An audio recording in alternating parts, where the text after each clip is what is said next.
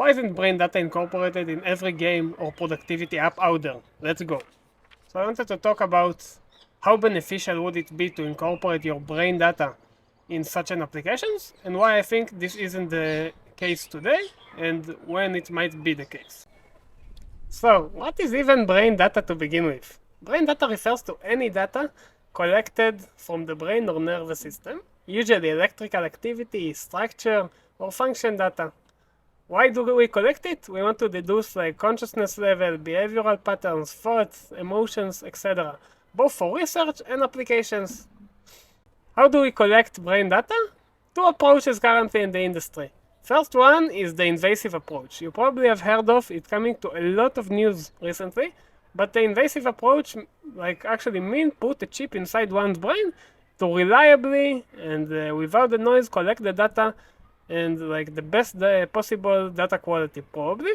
Companies like Neurolink or Elon Musk are doing this, and it's becoming more and more, not popular, but in the news, but currently focused on medical conditions. Why? Because getting the regulatory approvals for such a procedures is a enormous process and groundbreaking, you can say so. So these companies actually figure out it will be best to at least start from the medical conditions. So take cognitively blind people or people with Alzheimer's disease or stuff you can cure it, will be way easier to get the approval for them. Elon himself actually says he will implant the chip in his brain in recent years, so let's see. But currently, most of the market cap, 82% go to the non-invasive approaches, in which there are actually two main separation I wanted to do. So the first group is imaging and non-portable brain data collection, which is another name for fMRI. What is fMRI? Functional MRI. Like MRI, but measuring the functional activity of the brain. How does it work? It works via blood oxygenation, okay? When a specific brain region operates and active, it requires more blood and nutrients. These blood and nutrients are measurable via actually a magnetic resonance field and an RF wave. So you can actually measure which area required more blood and figure out what worked. And the other part you can figure is actually connectivity, which areas in the brain went up together, and figure out a lot of interesting patterns.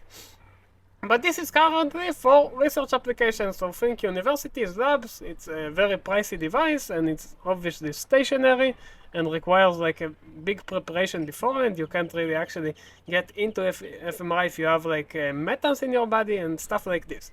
And the other approach is the portable market.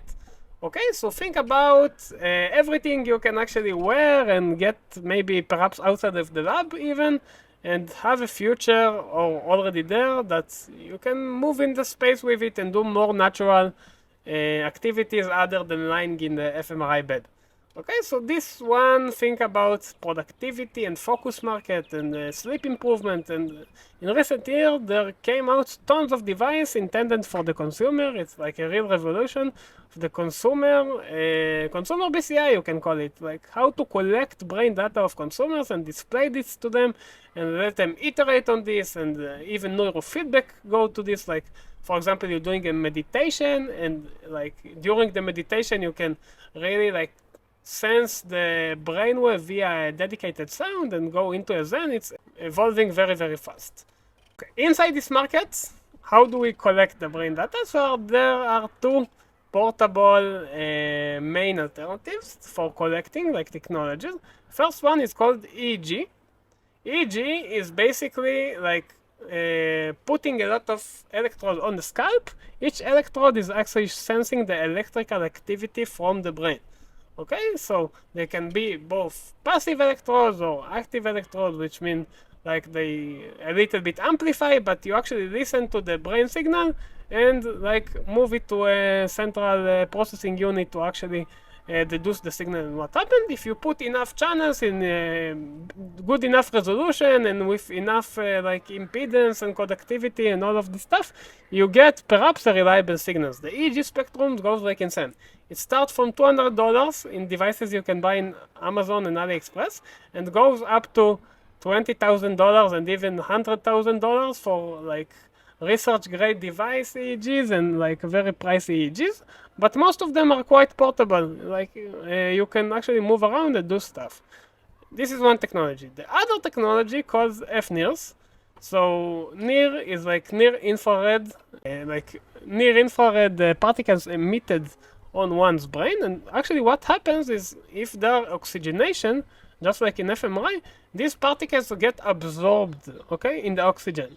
So we can actually measure how much of the particles got absorbed and deduce how much oxygenation was in the brain. And so think about it kind of like of a portable fMRI in a sense.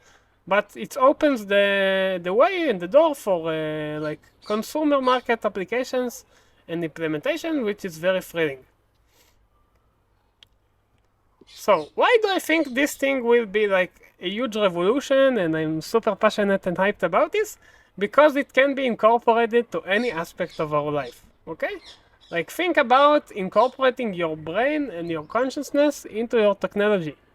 We all have now a personal assistant in a sense. We use chats and AI.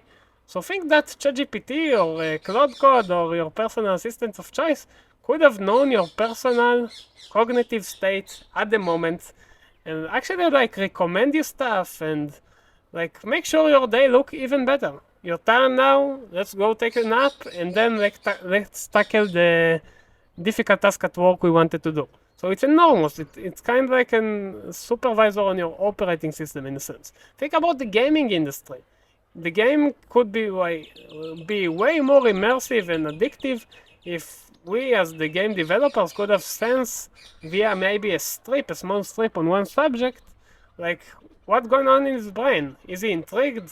Like is he aroused or balanced? Like what his cognitive state says? And think about the productivity market. What is the best time for me to learn? Like, or to do hard work or deep work? Like, we don't have to guess it anymore. We can just use the brain data collected on enough days to figure out my patterns and let me be a better human being and a better and better overall. So, what I wanted to say, it's not science fiction. The hardware is currently existing. Let's have a look, for example, at this company. So this device called Neurotech Crown looks something like this. Let's find a good image. So pretty portable device, you can see. And they actually like offer a developer SDK, so the hardware exists, it measures what it needs, you can even get the data. So why not each of us have exactly his own brain data displayed in every technology you want, and we can actually all like use this amazing technology. I assure you, money is not a problem here. If it was available, all of us would have been bought it and incorporate our technology. The problem, to my opinion at least, coming from few points, few perspectives I wanted to talk about. So why is brain data stuck in the labs? First of all, hardware fragmentation. Like the device I just showed you, there are like 20 or 30 devices in the same category, each having its own data format, accuracy, number of channels, technology, etc. It's a huge mix of stuff and no one actually like knows to separate. So because each hardware have very little clienture, it's not worth for any player that comes on top to actually make this stuff portable essentially for every vendor of hardware. So stuff is hardly to be hardware agnostic because the hardware are different that much from each other, both in capabilities and data collection protocols, etc. Second reason, to my opinion, is like the developer barrier. Hardware data is not like smartwatch data that everyone knows what a heart rate is and you can just take it. No, it requires a pre-processing pipeline, analysis, denoising of like noise from the data, and reliably algorithmical analysis of the data, which is not easy. Okay, so a lot of developers think about a game developer. He won't go into analyzing and learning about the human brain and like try to reliably parse the data he gets from the player or the consumer, because it's very difficult and he has no experience in this.